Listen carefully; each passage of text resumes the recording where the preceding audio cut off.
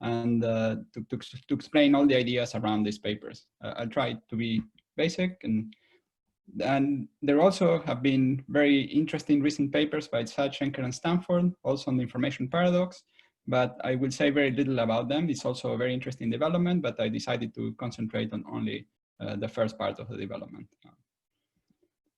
So the outline will be, I'll remind you of some things about black hole entropy. We'll discuss the formula for fine-grained gravitational entropy, and we'll compute the entropy of radiation coming out of black holes. And we'll see that we'll get a result using a result which is consistent with information conservation as opposed to information loss. And I will not be historical, but hopefully will be pedagogical. Now, we all know that black holes have a temperature, and then also black holes obey the first law of thermodynamics. Well, we can use the first law of thermodynamics to define an entropy, and when we do that, we get the entropy, which is the area of the horizon. And then the second law of thermodynamics is implied by the area, the classical area increase theorem of Hawking.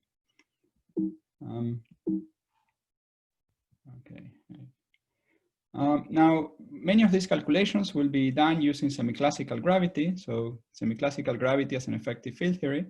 So in this approximation, we treat the background geometry as being classical, and we think of quantum fields propagating on that classical background.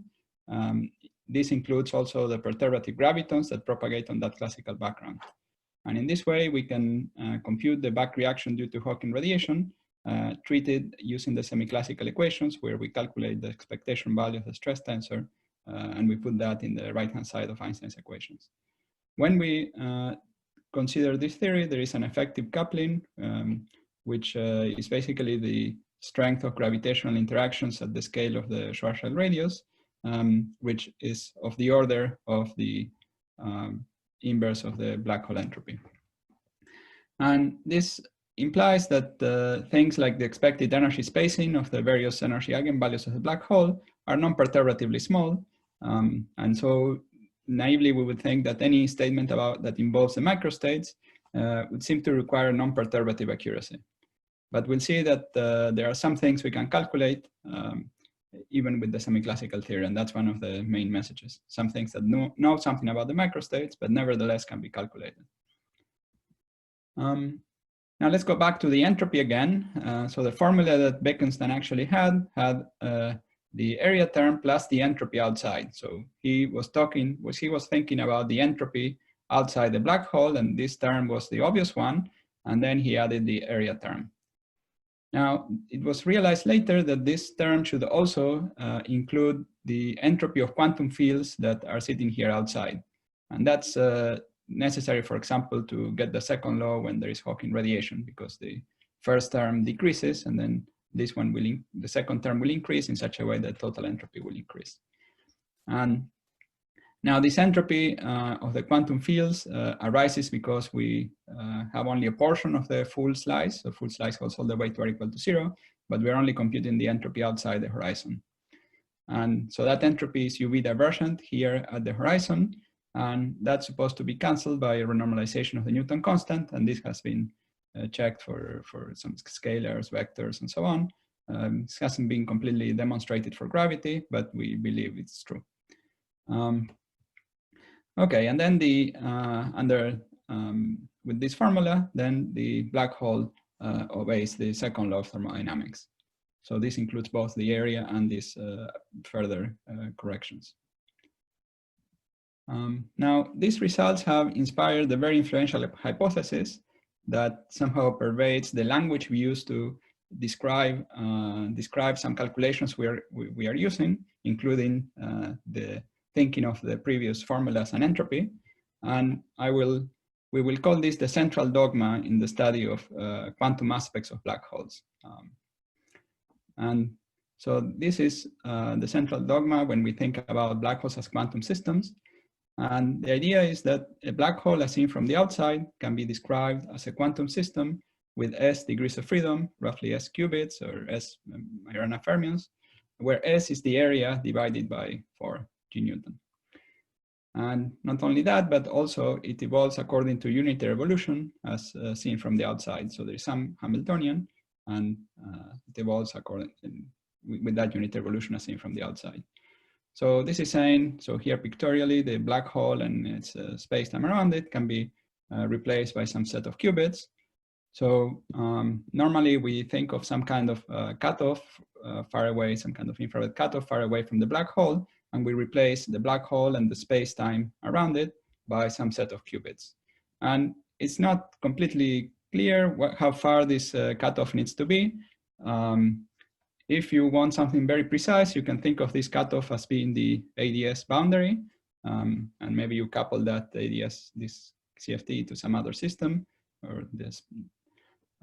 So that, but it would not be very necessary for what we're going to discuss to make further assumptions about where the cutoff is. So if you wanted something very precise, imagine that as the ADS boundary. Now, sometimes people ask, what is the difference between a black hole and a piece of coal? So central dogma says that if you view the black hole from outside, there is no essential difference. Actually, there are some detailed properties even seen from the outside that are a bit different, that have to do with quantum chaos and so on. So we need a very strongly interacting piece of code, but it is the same in the sense that it is just an ordinary quantum system.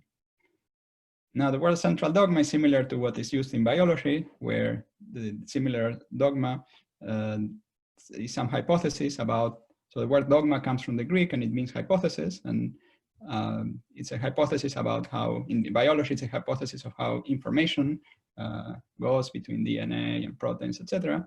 And here it's also a statement about quantum information and how the black hole is seen from the outside.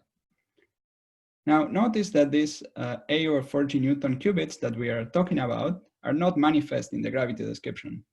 And that's why it is an assumption. Otherwise, it would be a theorem if we knew how to derive them manifestly in the gravity description. Okay, and I should emphasize that this assumption is that these degrees of freedom are sufficient to describe arbitrary measurements with arbitrary precision outside the black hole, as long as those measurements are done outside the black hole. And it's only a statement about the black hole as seen from the outside, and no statement has been made about the inside yet. So we'll make a statement about the inside later, but we will not need those statements yet. Now, of course, from string theory, we have a lot of evidence for this central dogma. And the first big piece of evidence came from the entropy counting of supersymmetric black holes in supersymmetric string theories, whose entropy could be counted precisely using strings and d-branes, and were seen to reproduce the area formula. And not only that, but also corrections to this formula, and for some special cases, one can even get the integer number to come out from a gravity computation. Another development is the BFSS matrix model and BFSS conjecture, which, if you assume it, is telling us what the 11-dimensional S matrix is. And this S matrix describes also, in principle, processes of black hole formation and evaporation. Of course, you will need to actually do the computation using the matrix model, but if you had enough computational resources, perhaps you could do that. And similar development, ADS-EFT, tells us that a black hole in anti-de Sitter space can be described by a thermal state in a conformal field theory, which is a unitary system. Okay, so all of that is very good. However, Hawking in 1976 said that this idea can't possibly be true. And his reasoning was based on an understanding of where Hawking radiation comes from, and from looking at the full space-time geometry of the black hole. So full space-time geometry contains an outside region. So this is the geometry of an evaporating black hole. It also contains an interior region. And when we consider that there is a full quantum state that contains entangled pairs of particles, some outside the horizon and some inside. So the ones outside are the Hawking modes that go to infinity. And the ones inside, we're going to call them the interior partners of those Hawking modes. And those go into the singularity. So if we consider a slice here in the far future, well, here, this particular slice I'm pointing here, we have a pure quantum state for the quantum field theory in this background on this slice. But if we restrict an observer who's outside, only sees a part of that quantum state, and therefore sees some entropy. And so roughly speaking, the skeptic's view is the following. So this picture on the left, which is the actual space-time picture for the black hole, can be viewed as, roughly speaking, as, so there is a parent universe here, there's some matter that falls in and creates some other disconnected universe. So here, after the black hole completely evaporates, we are assuming nothing very dramatic happens and that the two spacetimes disconnect.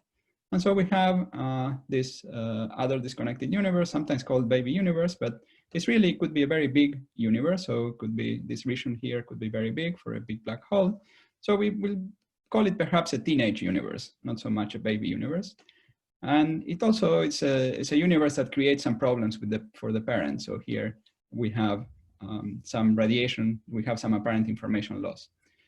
And so the skeptics would say, well, I mean, this is not very mysterious. In physics, sometimes we create an entangled state, and if we separate two parts of that entangled state by a long distance, and you have access to only one of them, then that only one part of it will look thermal or will look mixed. And if you had both, then it would be pure. But so that's the skeptic's view. And it's in contrast with the central dogma that we were talking about. Now that view can be formalized a little more by computing the entropy of Hawking radiation as it comes out of the black hole. So not just as a function of time. And so initially the black hole forms, there is no Hawking radiation, and then we start emitting Hawking radiation and its entropy grows steadily until it reaches some maximum after the black hole completely evaporates and it stays constant. As the black hole evaporates, the thermodynamic entropy of the black hole, on the other hand, decreases and goes to zero when the black hole completely evaporated. This is just roughly the area of the black hole that is decreasing. Of course, the shape of the curves is not exactly this one, and the precise shape depends on the details of the matter fields we have and the type of black hole we have. But the general feature, this general feature we see here is fairly generic. Now, here in the initial stages of black hole evaporation, this rise in entropy is not really a problem with the central dogma, because this entropy could be arising because we are entangled with the rest of the black hole degrees of freedom, and there are lots of black hole degrees of freedom, so it could be forming a pure state together with the black hole degrees of freedom. But after this time, if we are, for example, in this region, the entropy of Hawking radiation is bigger than the entropy of the remaining black hole, than the thermodynamic entropy of the remaining black hole, and so there is no way that we can make a pure state out of these two systems. This system is too small. Here, the black hole system in this region is too small. Notice that the problem arises here when the black hole is fairly big. So the black hole here, this black hole could be very big, has nothing to do with the endpoint of black hole evaporation. Okay, so that's a problem for that central dogma hypothesis. The behavior we expect if that hypothesis was true is what's been called the Page curve, which is a curve where we could follow this behavior in this region, but then afterwards we cannot have an entropy which is bigger than the thermodynamic entropy. So since the radiation is purified by the black hole degrees of freedom, its entropy cannot be bigger than the total entropy of the black hole degrees of freedom. So we'll have to follow a curve like this. And so the question we can ask is, how do we get this curve from a gravity computation? So that's the curve expected for unitarity. Now, besides this paradox, there were other apparent paradoxes with the black hole entropy formula, and I will just quickly review them because they often come up in the discussions. So one is a confusing solution, which is the full Schwarzschild solution, the two-sided maximally extended solution, which looks like two black holes that are sharing an interior. So this on this particular surface, this surface is called the Einstein-Rosen bridge is a three-dimensional space that has roughly the geometry here. So it's asymptotes to two separate R3s connected by some wormhole. Now there is a closely related geometry, which is called bags of gold. So that geometry has an initial slice, which is similar to that of the Einstein-Rosen bridge, except that here we replace the second R3 by, let's say, an S3. And so we have here the solution in this region is close to the eternal Schwarzschild solution. And we'll develop to that as we evolve this in time. But it's connecting a flat space universe with a closed universe. And in this closed universe, we can have matter, and matter with a lot of entropy. So we can have a very big sphere with lots of matter. And in particular, we can have more entropy in the matter here than the area of the horizon.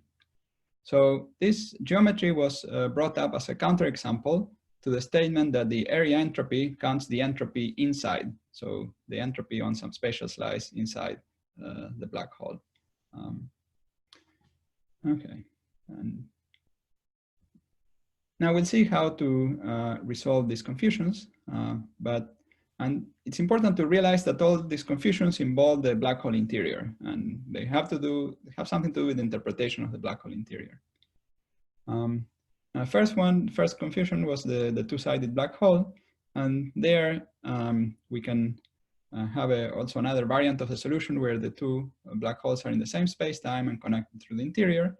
And in that case, we can apply this central dogma separately for each of the two black holes. So there is a quantum system for each of the two black holes. And the connection is supposed to arise from entanglement. And in particular, the particular geometry of Schwarzschild is supposed to arise from this particular thermal field double state. So if you had access to all the microstates, then you would form this particular quantum state for these two systems, and then that should give that geometry.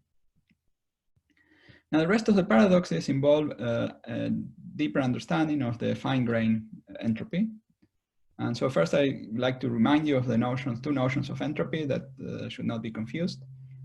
One is what we are calling fine-grained entropy. It's also called von Neumann entropy or quantum entropy, or sometimes entanglement entropy. So this entropy is simply if you have a density matrix rho of your system, then you compute trace rho log rho, and that's the definition. An important property is that it remains constant under unitary time evolution. And another notion is the notion of coarse-grained entropy or thermodynamic entropy.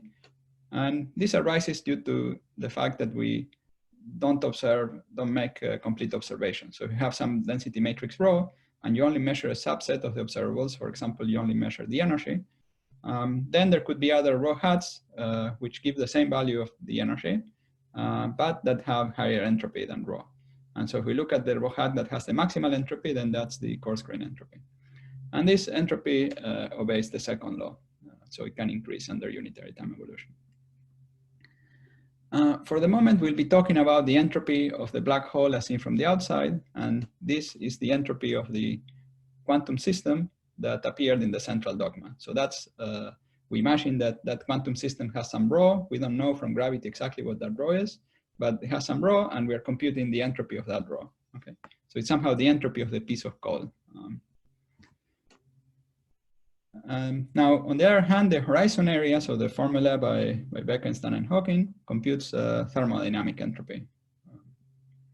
So the question is whether we can compute the fine-grained entropy.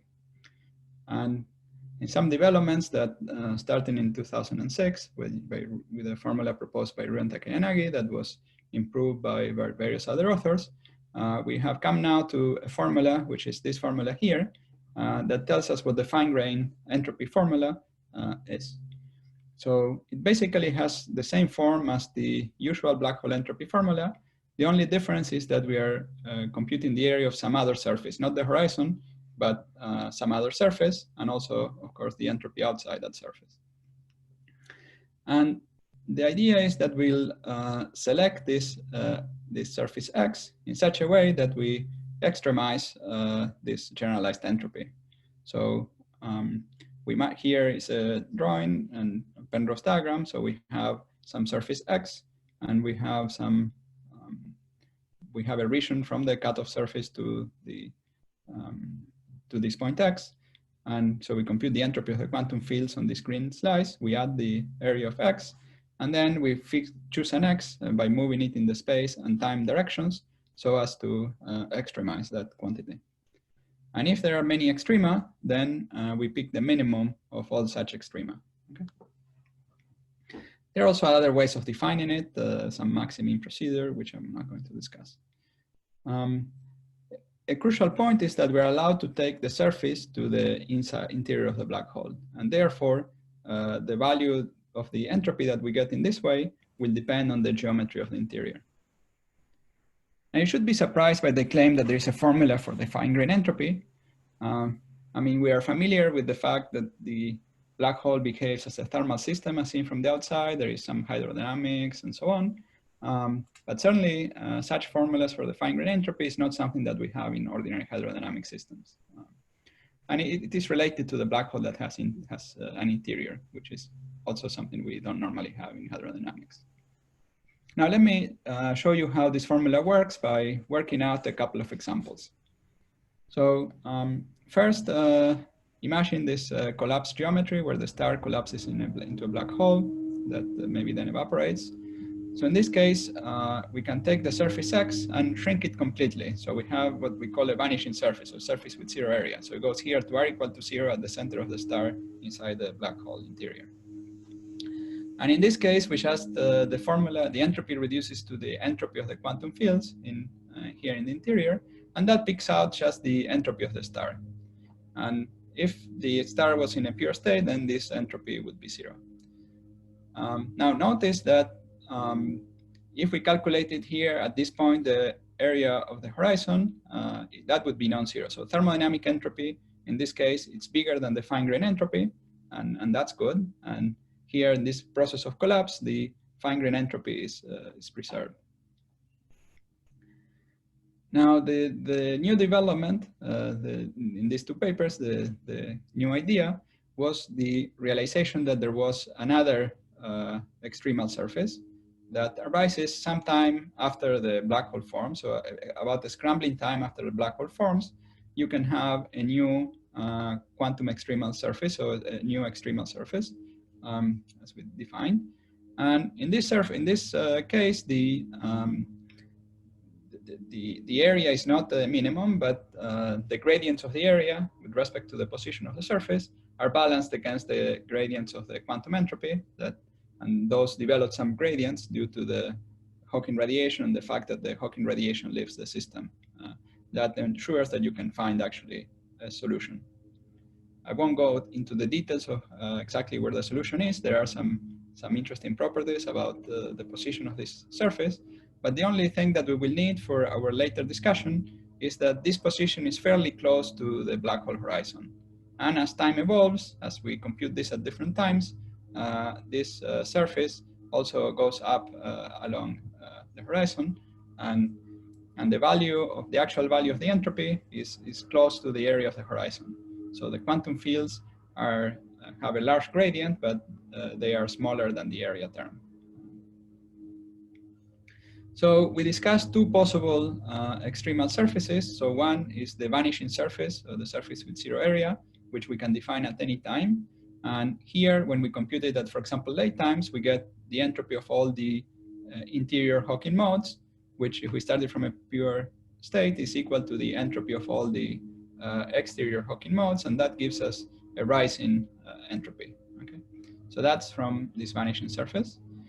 And then from this other quantum extremal surface, we get something close to the thermodynamic entropy of the black hole, so we will follow this curve that goes down. And now we are instructed to choose the minimal one. So if we choose the minimal one, we get this curve, which is roughly like it's roughly like the page curve. So we get something like the page curve for the entropy of the black hole, but what we really wanted was the page curve for the radiation. Now the radiation lives in a region where quantum gravity effects could be very small, so it could have left the ADS space and it could be collected in a faraway quantum computer. And but the idea is that since we obtained the state using gravity, we should apply the gravitational fine-grained entropy formula even for computing that state, which lives completely in a region without gravity. And so that leads to the so-called island formula, where if you're computing the entropy here in some region that contains purely radiation, and let's say you can neglect gravity in this region, let's say the interior of this cutoff surface could be ADS and the exterior could be some other quantum system.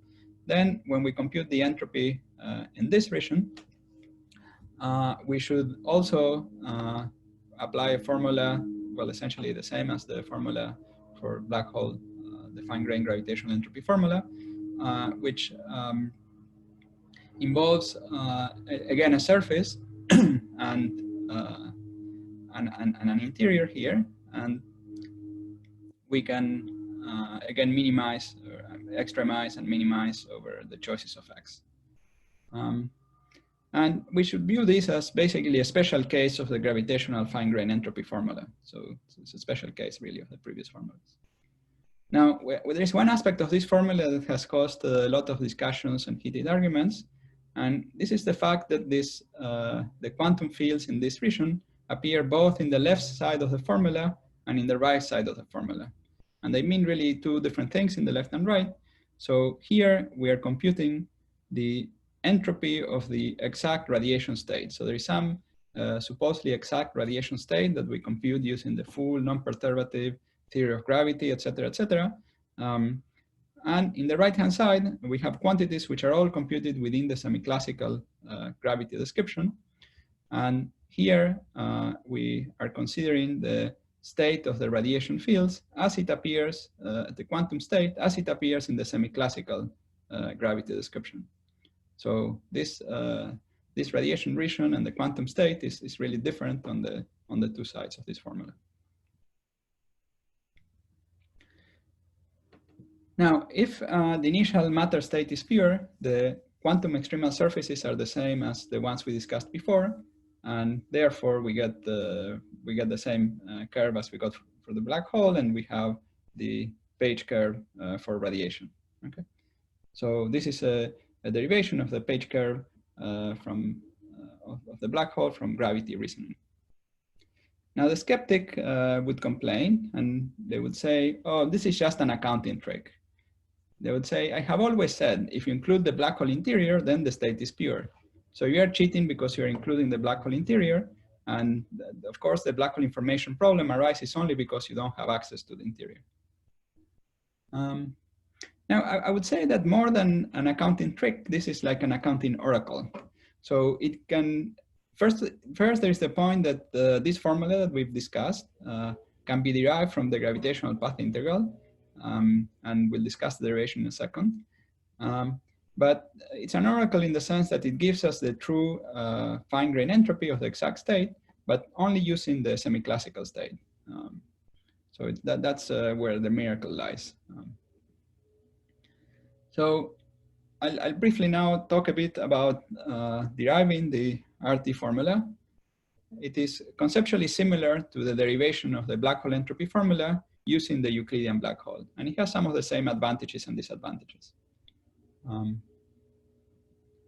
So first, I remind you of the Euclidean black hole. We have a thermal circle at infinity, and we then have a geometry that fills in this circle at infinity with some geometry that obeys Einstein's equations. And we interpret the result of this computation as giving the trace of e to the minus beta h, where h is the Hamiltonian that was appearing in the central dogma, and the trace is over the Hilbert space that was appearing there too. Presumably also that's some Hilbert space that arises from the full quantization of the gravity theory, but we don't have direct access to the left-hand side. So left-hand side is some system that's supposed to exist. The right-hand side is the thing we know how to calculate, so we can have the gravitational action and evaluate the action. So that's just the usual Einstein action. And then we can calculate the partition function of the quantum fields on this geometry, which gives, with usual renormalization and so on, gives a finite answer. And then once we know here the right-hand side, we can apply the usual thermodynamic entropy formula to calculate the entropy. And we get this variation of the Einstein term essentially gives the area, and similar variation of this case gives the the entropy of the state that appears in the semi-classical description. So the entropy of the quantum fields outside the black hole horizon. Okay. Now, we can view this formula in slightly different way. Well, basically it's the same, but so if we can imagine cutting open this circle, and then that would give us some kind of trace of rho, rho tilde, so it's an unnormalized version of rho. And then if we go around the circle n times and then we join them together, then that would be computing the trace of rho tilde to the n. And of course, this is exactly the same as the previous discussion, except that we're making the inverse temperature n times bigger than the previous one. And if we can analytically continue in n, then we can take the derivative with respect to the temperature and get the formula. And so this, the advantage of thinking about it this way is that we can also apply it to cases where we don't have a U1 symmetry. And so we could imagine we create a density matrix by doing Euclidean evolution, but inserting some operators or doing little wiggles here. So this little wiggle really means that we are changing the boundary condition for the fields at some point in Euclidean time. And we can do that. We can insert operators along the Euclidean time direction. And in this way, we can create gravity waves, or we can create all kinds of waves of other fields. Or we can change the boundary conditions for other fields. And this way, we can create fairly general states, fairly general and complicated states. And so if we can describe a state in this way, so a state, let's say, created by the Euclidean path integral, then we can consider n copies of the state. And that's again given by a more complicated, and the trace of that rho tilde is given by, again, a Euclidean path integral. Notice that here I'm talking about the Euclidean path integral, but here we could do Euclidean evolution up to this time, and then Lorentzian evolution, and then put all those things together again. So this is fairly general. And in cases where this geometry has the full geometry in the interior has respects the CN symmetry of the boundary conditions, we can sort of analytically continue the evaluation of these geometries up to n close to 1. And in that case, the formula, or the action for these geometries reduces to an area plus the semi-classical entropy of the quantum fields for similar reasons as in the Gibbons-Hawking computation. And this minimization or extremization over the area is just simply the process of minimizing the action of these geometries. And so in this way, we derive this formula, and the derivation is conceptually similar to the Gibbons-Hawking computation. Now, and it is conceptually similar, and it has some of the same defects as, well, it has the advantages and defects. One advantage is that it gives us the actual answer. And the disadvantage is that it does not tell us what the quantum state rho is. One might have thought that in order to compute the entropy, you need the actual value of rho, but this formula of the density matrix, but this formula gives us the trace of rho log rho without giving us what the actual rho is. Okay. Now, if the state is prepared by Euclidean path integral and has dynamical gravity, let's say only in some regions, then we should allow various topologies in that region. So as usual, when we do black hole thermodynamics, we can allow various topologies. And when the interiors are connected by different topologies, we can call this replica wormholes, and they lead to the island formula. So here is one simple example. So here we have flattened the cigar that we had in the previous formula. So we are representing it as a disk. And then we have some region outside this cutoff surface that, let's say, it's a flat space or some space with no gravity. And we are interested in computing the entropy of some region outside. So this would be analogous to the radiation region. And then in order to compute this entropy, we need to introduce many copies of the system. So we're considering here the particular case where we consider 2 copies. So we have two copies, and then we connect the exterior regions. So this connection between the two copies comes from the fact that we are taking the trace of rho squared of the entropy of radiation. And then the interiors can be connected in various ways. So one is we can just have two separate black holes. And this type of solution, after we continue, take all possible n's and continue in n, would give us a Hawking's result.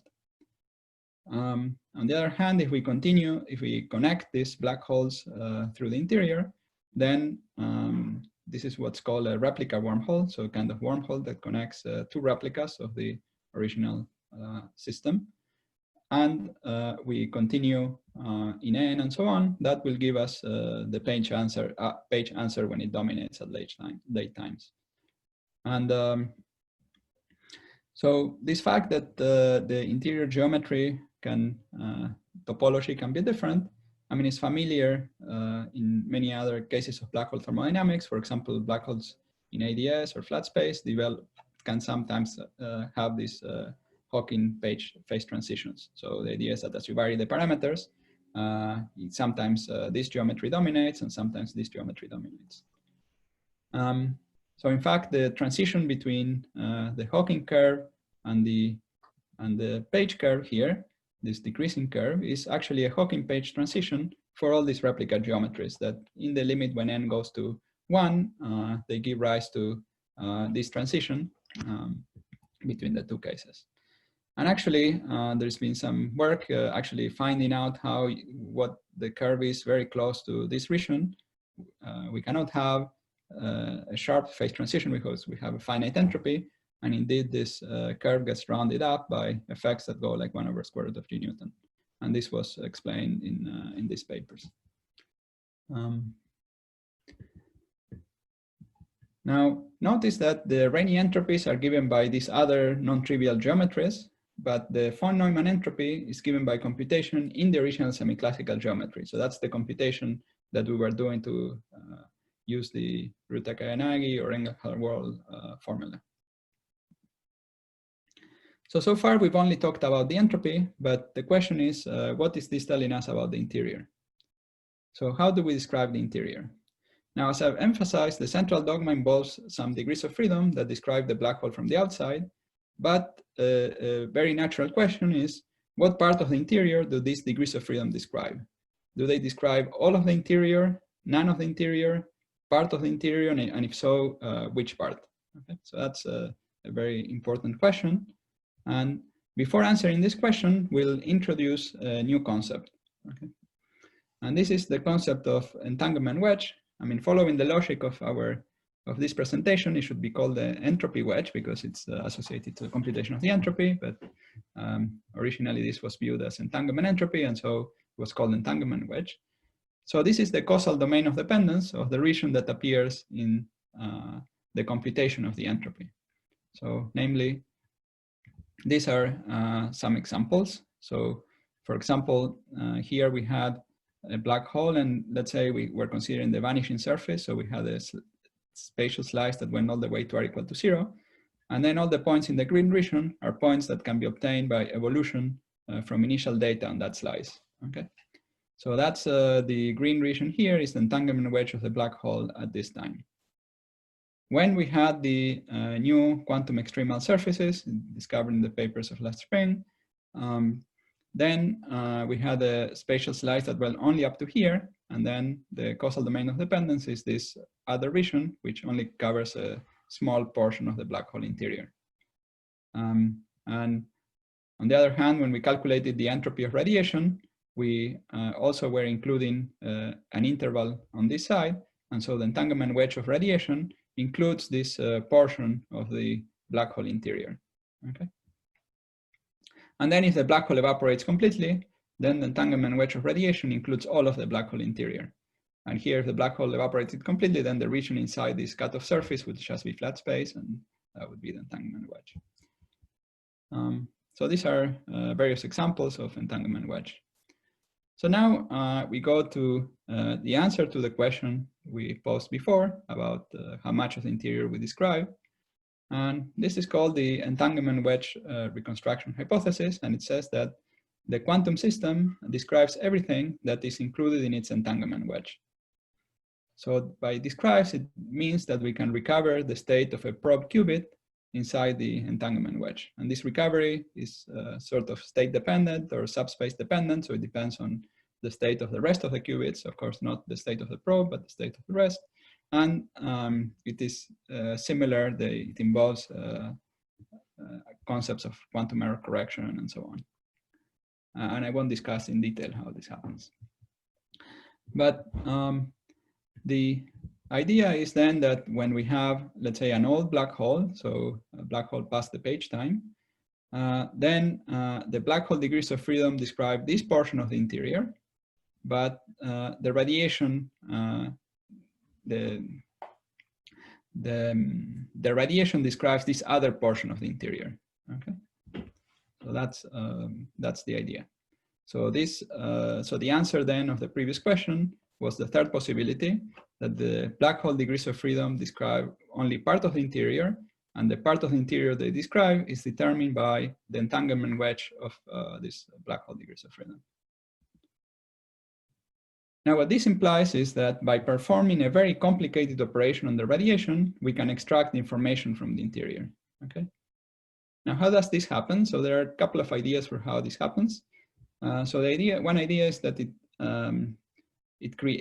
complicated operation creates a wormhole connection that connects the quantum computer that is doing the complicated operation with the interior of the black hole, and then pulls the information from there. And a concrete example of a setup where this happens is the Gauss-Jeffreys-Wald traversable wormhole. But then there are some more general discussions based on concepts of quantum information theory, such as the Petz map and so on, that give a similar picture for more general states. Another idea is to use the modular Hamiltonian for, which is the trace of rho, which is non-local, can be act non-local in the bulk. And this has also been explored as a possibility. Okay, so now this brings us to the AMS paradox. And the AMS paradox was a paradox that was arising when, by making a certain set of assumptions. And the assumptions that they made involved the central dogma that we discussed before, plus one further implicit assumption about the interior. So they assume that the interior operators act on the Hilbert space of the black hole. In other words, they were assuming that the interior could be described in terms of the black hole degrees of freedom, that the whole interior belonged to the black hole degrees of freedom, that black hole, that set of degrees of freedom that appeared in the central dogma. And the current, well, what we now think is that this hypothesis is not true. Okay, so that's the thing that is not true, and that is how we will solve the AMS paradox. So I remind you that the AMS paradox relied on saying that we have some Hawking radiation emitted at late times that was supposed to be entangled with the early time Hawking radiation, and we call B prime the distillation of the mode that is entangled with B. So so we distill the particular qubit that is entangled with B. Then we have some paradox because B is supposed to be entangled with B prime, but also B is supposed to be entangled with the interior Hawking partner called A, of the interior Hawking partner of B. And so that leads to some configuration which violates the strong subadditivity. But the idea here is that this mode B prime that is entangled with B is some mode here in the island region. So this is what B prime is.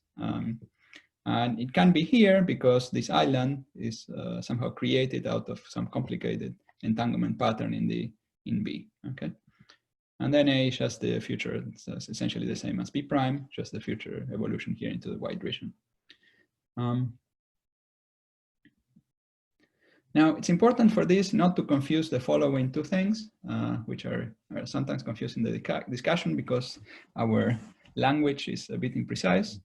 So one is, there are two concepts which are called black hole degrees of freedom, and it's important not to confuse them. So one is the degrees of freedom that are necessary to describe the black hole from the outside. This is sometimes called also the black hole degrees of freedom.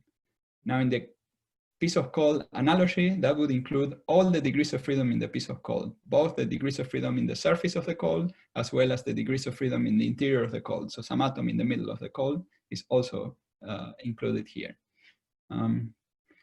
And second is the quantum degrees of freedom in the black hole interior. So let's say some qubit that is here in the interior of the black hole, that sometimes is also called the black hole degrees of freedom because it's somehow inside the black hole spacetime, but they are not the same as what we were talking about here in the top of the transparency, okay? And in fact, for example, and in particular, they are not the same as the degrees of freedom inside the piece of cold. It's actually wrong to think about them. Well, at least we think it's wrong to think them as analogous to the degrees of freedom inside the piece of cold. For example, in this setup, we have some qubit that is here inside the island. And the idea is that this qubit is really a degree of freedom, some complicated degree of freedom, which in principle we can access from the outside, okay? And so it has nothing to do with the degrees of freedom in the middle of a piece of code. So if we go back to this idea of the this teenage universe that we have here, not big baby universe. So the parent here has access only to a portion of this teenager, okay? And the other portion of the teenager is only accessed from the outside, from outside influences, okay? Now, there is something non-trivial that needs to be explained, which is that why simple operations here on the radiation do not disturb this qubit. And there are ideas, I won't go into the detail of this, but there are ideas of quantum error correction, quantum complexity, and so on, that are supposed to explain how, why that happens. So if you do a simple operation, you really are perturbing the full quantum state, but in a way that you can still quantum error correct so that this qubit can be actually extracted, nevertheless. And there is an interesting developing story for understanding better and better how this happens. Okay, so there is another comment, which is that the entanglement wedge is a property of the state at some time, t, okay? And on the other hand, things like horizons depend on the actual Hamiltonian that we have for the system and depend on what will happen in the future, okay? So for example, in this setup that we had here, let's say at time t, we decouple the quantum system that describes the black hole. We put some boundary condition here, and we decouple this from the radiation. So at this point, the black hole is not evaporating anymore, or well, it could continue evaporating into this flat space region, but there will be a gas of particles in flat space contained here, reflected from this wall, and so on. And in here, again, we just don't let the radiation interact with the black hole any longer. So, so in these cases, then the position of this horizon might be changed by exactly which Hamiltonian we choose here. But the idea is that no matter, so if we decouple the system and we do arbitrarily complicated operations here, we can never access what is in the island. So in some sense, this quantum extremal surface is really the boundary of the region that we can access doing extremely complicated operations on purely the black hole degrees of freedom. Now, let's return to this issue of the bags of gold. So if we have that setup with the bags of gold and we have a lot of entropy inside, then precisely when there is a lot of, when the entropy inside is bigger than the area here, you will find that the actual minimal quantum extremal surface will be essentially given by an area around here, around the neck. And if that happens, then the entanglement wedge of the outside, or the black hole degree, this outside black hole degrees of freedom, will only go up to this surface. And so this whole blue interior region belongs to someone else. I mean, it belongs to whoever is entangled with the matter inside this closed state universe. Okay.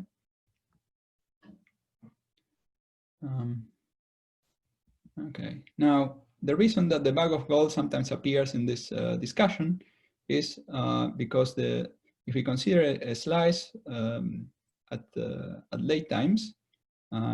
So the geometry of these slice and also the entropy on this slice is very similar to the bag of gold. So here we have a relatively small neck here where we are crossing the black hole horizon, and then we can choose a slice where the area here and the size of this interior region is very big, and which would contain a lot of entropy if this is a very old black hole.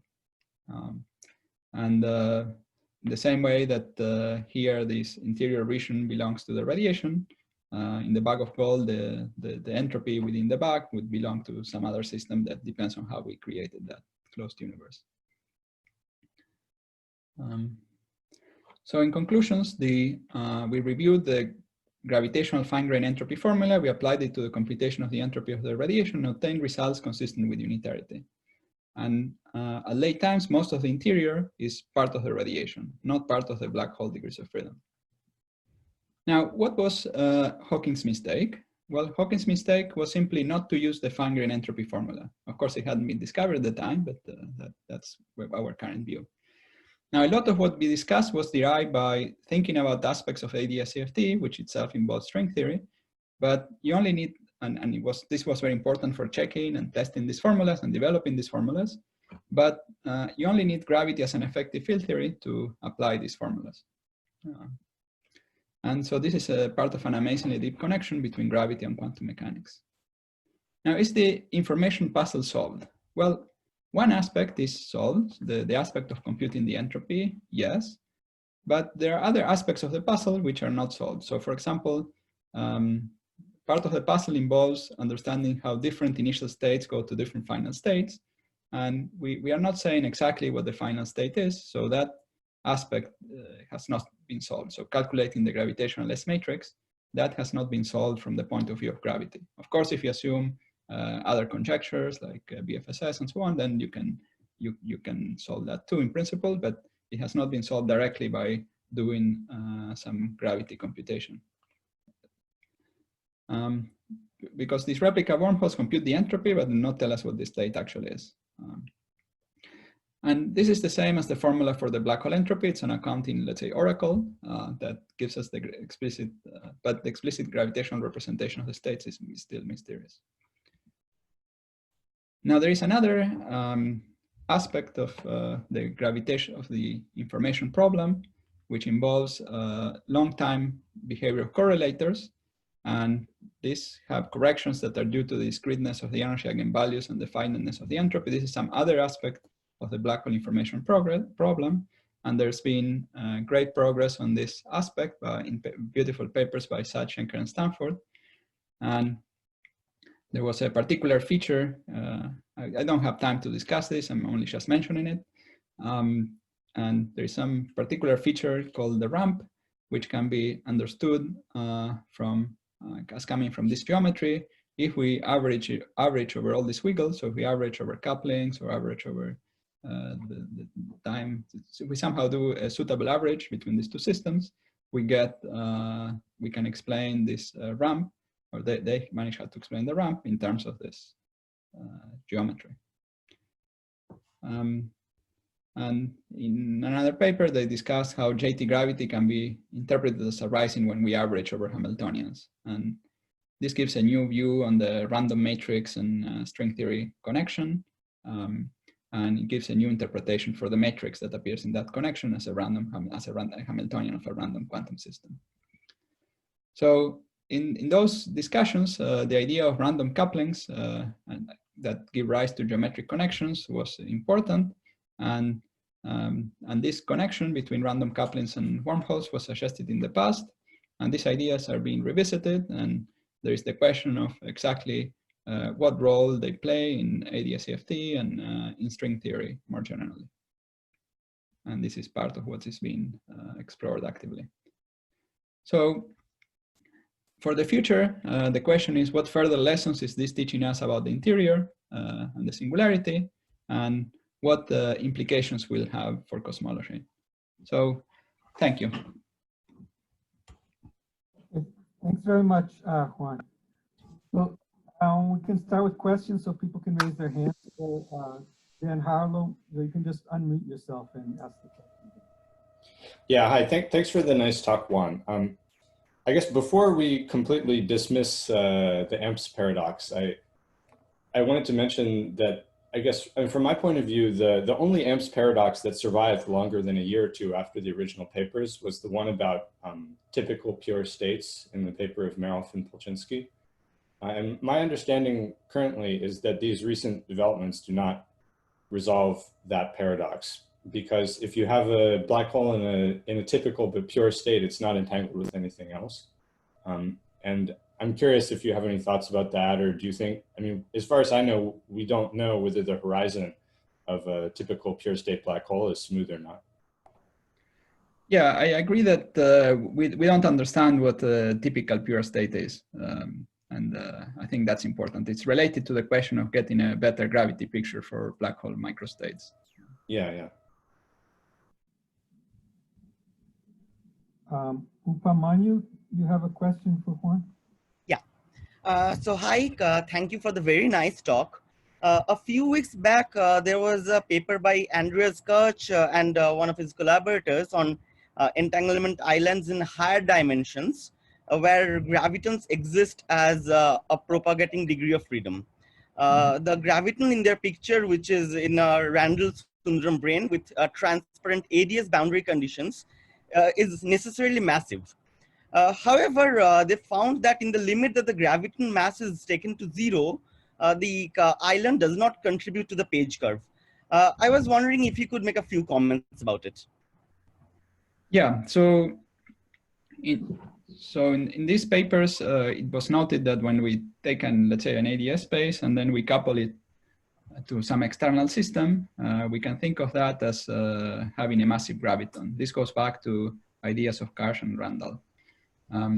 So in these situations, the stress tensor that is dual to the gravity in the original ADS is not exactly conserved because it can leak to the other system. And so, yeah, so the graviton mass is related to the coupling to the external system. And indeed, when you try to make it massless, you decouple the external system, and then you will not have the island, because having the island, in order to have the island, it's important to have the other system. So yeah, indeed, these things are connected in this example. Now, the fact that we can describe this lack of conservation of the stress tensor or energy as a graviton mass is special to situations with lots of symmetries, like conformal symmetry and so on. In general, the idea is that, well, the energy is not conserved. There is some exchange in energy between two systems, and but whether we can describe that as a mass or exactly how we describe it, that's another issue. I mean, it's just perhaps the simplest description is that we're just not conserving energy. We're coupling to an external system, and that's important for getting the island and the new quantum extremal surface. So in that case, in the let's say in the real world where the graviton is supposed to be massless, to what extent does the island give the page curve? Yeah. So in the real world, you would need to separate the black hole from the rest of the system. You would need to say, right, that you separate, let's say, the black hole and its environments from some other system where you will collect the Hawking radiation. And it's only to the extent that you can separate these two that you can even talk about the island. If you always consider the whole system, then there is no island. Then there is just entanglement wedge includes everything, and the state is always pure. So to the extent that you separate these two things, then because there is a coupling between the two, there is no the graviton in the interior will be massive. But this is when you prepare the system. Of course, you can decouple the two systems, and if you decouple them and you let them evolve, now the graviton will be massless in the, let's say, in the interior, in an ADS situation, but there will still be an island. There will be an island because in the past, when you were preparing the state, you were coupling the system. So it's not, so the island is a property of the state, and you could have also a state with, let's say, massless gravitons, which contains an island, if you prepare it by coupling it to some other system. Thank you very much. Andy, you want to ask you a question? Yeah, so in ADS, we have the Ryu Takanagi and its quantum version, which I guess we were originally just conjectured, but ultimately could be derived, and then the quantum extremal surface story.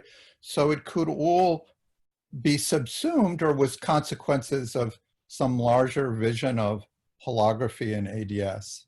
So in asymptotically flat spaces, would we hope that this quantum extremal surface for computing the rate of black hole entropy are somehow derived from some kind of holography in flat space? And if so, what could that be? Or maybe you just don't want to do that. No, yeah, you in principle, there is probably some way of deriving it using some kind of holography in flat space, and perhaps dividing the null infinity into regions and deriving some version of this. I guess you've written a paper about this recently. Well, but that could be wrong, but more generally, well, I think this formula, so an important feature of this formula is that it relies on the existence of a quantum system that is well defined, whose entropy we're computing. Yeah. Right. So if we try to apply to de Sitter, for example, it's a bit unclear how to define that quantum system. What is the quantum system whose entropy we're computing? Yeah.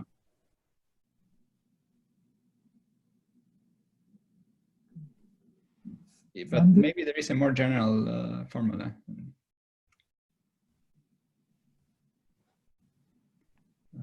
Sandeep? You have a question? Can I ask a question? Is that okay? Yeah, sure.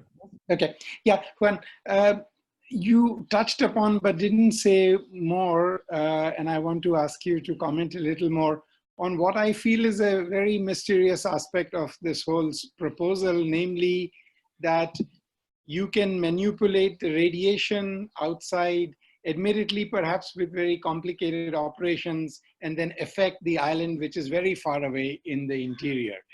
And I wanted to just ask you, if that is going to be true, why aren't we worried about massive violations of locality? Just to put it another way, you could have thought of preparing that state of radiation, the final state of radiation, in principle, through a very complicated experiment which never involved a black hole evaporating, etc., and do some similar complicated manipulations on it. Then again, presumably now you don't have the black hole interior, but you're affecting some region far away. How is this story supposed to work, even conceptually? Yeah, let me show you a picture again. Let's see. So let's imagine you do what you just said, right? Preparing some state of radiation that is the same as the state we have in this case, right? Mm-hmm. Mm-hmm. The idea is that if you did that, then we'll also have this region of the space-time geometry. We wouldn't have the green region necessarily, but we would also have this region. I see. Even though there may not be any black hole, or would you say? Yeah, there would not be a black hole. There would be maybe a black hole interior here, and this green region could be completely different. We don't know what it is, but the idea is that there would still be this region inside. And so would it? This is then a hypothesis. I mean, I'm just giving you what we think is true, but there's not much evidence for this. Yeah, no, I understand. But then would it mean that if you created sufficiently complicated states and did sufficiently complicated manipulations on them, you could be affecting regions of space-time very far away, because wormholes would open up and connect you to those regions? Yeah. There are wormholes that somehow that connect. So the entropy between here and here, like little wormholes that connect these two regions. So in some sense they're close, but in some sense they are far away. So. And this should just be a general property of a quantum theory of gravity, not even necessarily tied to the interior of a black hole. Yes. That should be a general property. Yes. I see. Of course, one thing we were very proud of in the earlier work on wormholes that they exactly don't do that. They exactly don't introduce any non-localities once you went to the super selection sector. So there must be something very different about the way that wormholes are included in this context than in those ones. Yeah.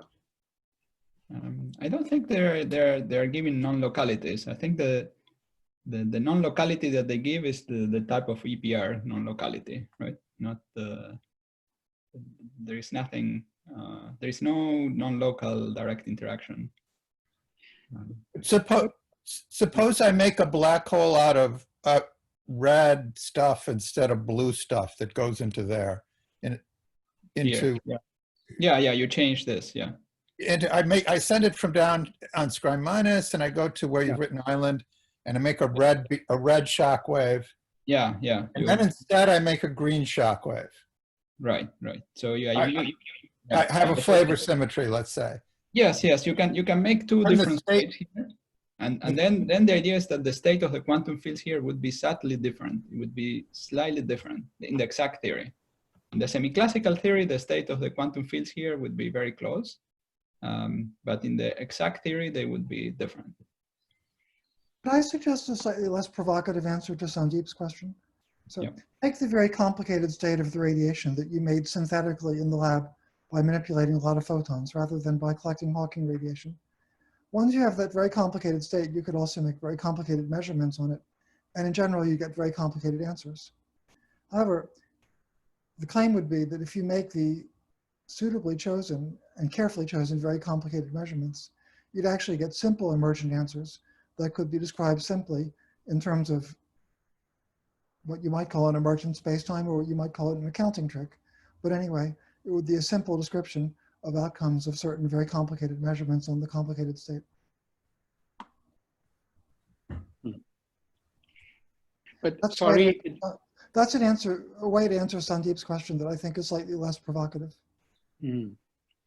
I see, and sorry, and I should get offline and give others a chance, but to both Juan and Edward, you in such a case, when there's a simple description, wouldn't it require, amount to a mass locality? Can't you burn up the Britannica deep inside by doing something to the radiation? Sorry. Well, if you created the state synthetically, there wouldn't be any answer to the question of where this effective description was. So in the experiment you suggest, there's definitely not any non-locality. There's just a convenient description of the outcomes of certain carefully tuned but complicated measurements. Okay, I see. Thank you. Alexander, do you have a question? Hi, Juan. I wanted to ask, imagine that I take a quantum field theory, which is in a swampland. So if I couple it to gravities, then it makes a perfect semi-classical theory, but we cannot make sense of it as a full quantum theory. Then if I understand correctly, I can do the computation you described and I will get the same curve. Yes. So what is the interpretation of this?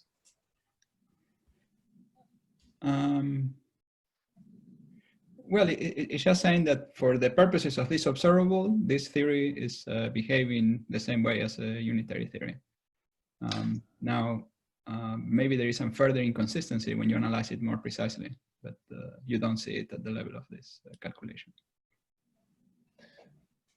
So in this formula on the left-hand side, as you emphasize, you have this exact. Yes. But this is so that. But that exact state is a conjecture, if you wish. It's part of this state that was appearing in the central dogma. So the central dogma would not be correct in, let's say, a non-complete theory. But the right-hand side is still behaving as if it was correct. Right. So in this case, I might erroneously conclude that I have some unitary quantum theory. So yeah, I will get the page curve, but yes. Yeah, that's true. Yes. Emil, you have a question?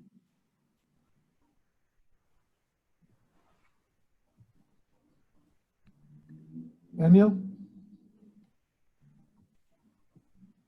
I see his hand, but I don't hear him. Emil, you're muted. Are you asking me? I didn't raise my hand. No, Emil. No, Emil, Sorry, I was Okay. muted. My apologies. Go ahead.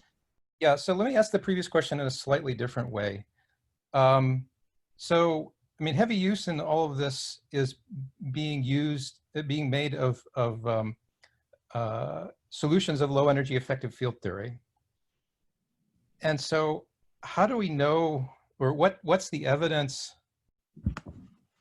how do we justify whether or not the island and the interior and all the structure that's being employed isn't part of the swampland, that there is sort of a swampland of Penrose diagrams that you can draw. And how do we know that this isn't just some artifact of low energy field theory that isn't part of some fundamental construction? Well, I think we don't know. So the part of the point is that here well, as I was saying before, as long as you have the low energy gravity theory, you can do these computations and they will give you answers which are consistent with unitarity. So let me make an analogy which perhaps is more familiar. So if you, let's say you're considering a gravity theory in ADS, right?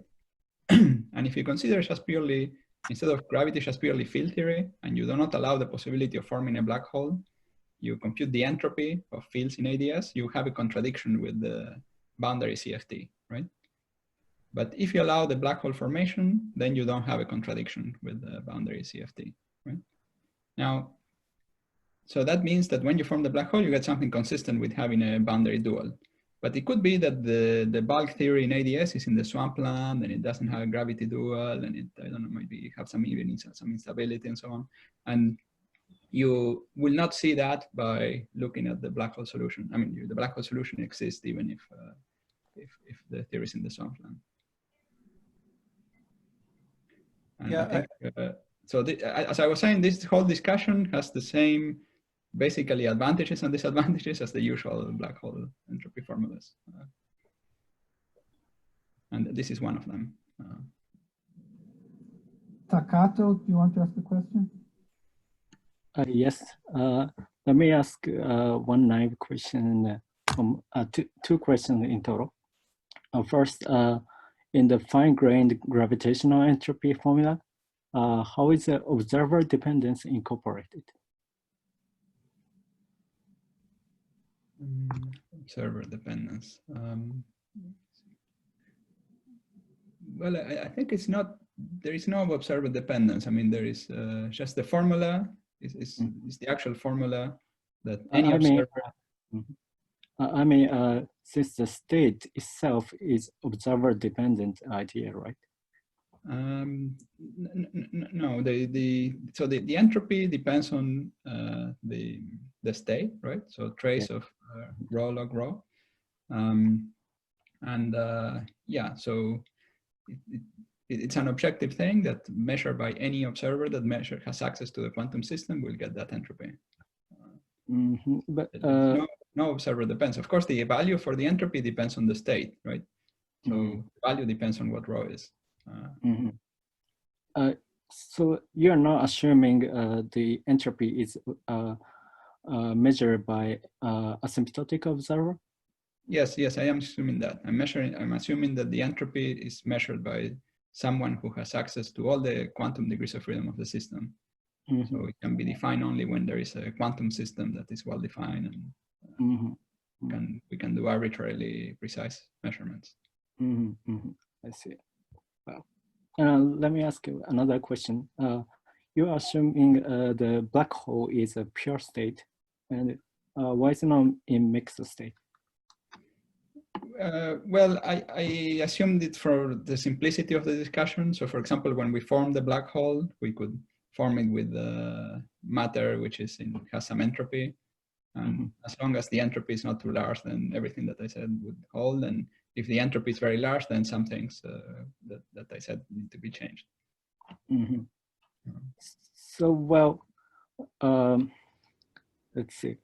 What in case of if you have some region other than black hole, you can which is invisible to some observer, then black hole can be regarded as a mixed state, right? Well, if it is absolutely invisible, so if it is behind the RT surface, if there is an RT surface or a quantum extremal surface, and there is some region behind that, then the black hole will be in a mixed state. So the black hole is in a mixed state if there is a non-trivial, let's say, quantum extremal surface, or well, if there is some, well, I guess you just compute the quantum entropy. If the quantum entropy is non-zero, then it will be in a mixed state. Yeah. Whenever, so the black hole that we were discussing was in a mixed state. Most of the evolution, when it started emitting Hawking radiation, it went onto a mixed state.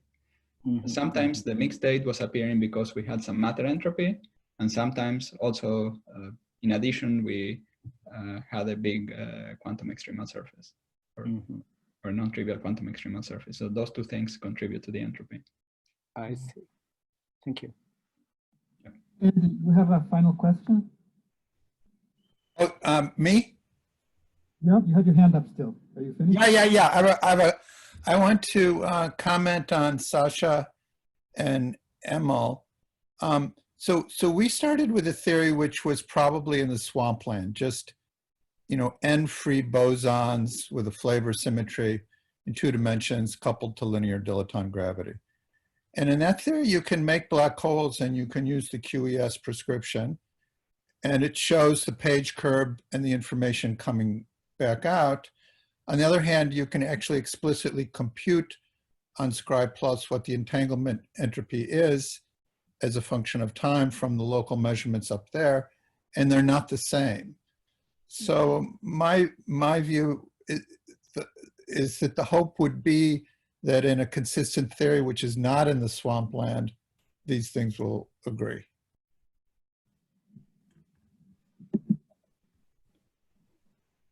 Well, I mean, I think if you restrict to computations of entropy, these formulas and RT formulas give results consistent with unitarity. I mean, I think the problems you discuss have to do with exactly the explicit presentation of the state and what the actual state is. We get an exact formula for the state at large n, and the entropy, the entanglement entropy is of a section of Scribe Plus, which is what a physical detector would measure, right. is unambiguously defined and not equal to the QES prescription. That is true. So the entropy of that state semi-classical is not equal to the entropy given by the quantum extremal surface description. But as I was saying in the beginning, the computation of the state, it's approximate, and it's 2 orders in 1/n. So n was the entropy in your case, and so you need non-perturbative corrections in n to actually get the actual state exactly, right? Because you need access to the macro states. So no, but at large n, because there's a flavor symmetry, subleading corrections can't change that. Can't change what? I mean, I think they can't change the leading form. They can only change the entropy at subleading order of n. Well, no, I don't think so. So in fact, well, if you compute the entropy with using the gravitational path integral, you see that there are corrections. Now, I view that as to use the gravitational path integral. We have an exact solution of the theory at large n. Yes, but that solution neglects topology change, and when we include the idea is that when we include the effects of topology change, then we can fix this problem, this entropy problem. And I take this as an indication that there could be small corrections in the state, so very individually small corrections to the state that would correct the state so that it has the new correct entropy, the one given by the RT formula. Okay, we just have 7 minutes until the next talk. So it's an animated discussion, and I think the talk was great. So let's all thank Juan again for his excellent talk. And we'll take 6 minutes and be back.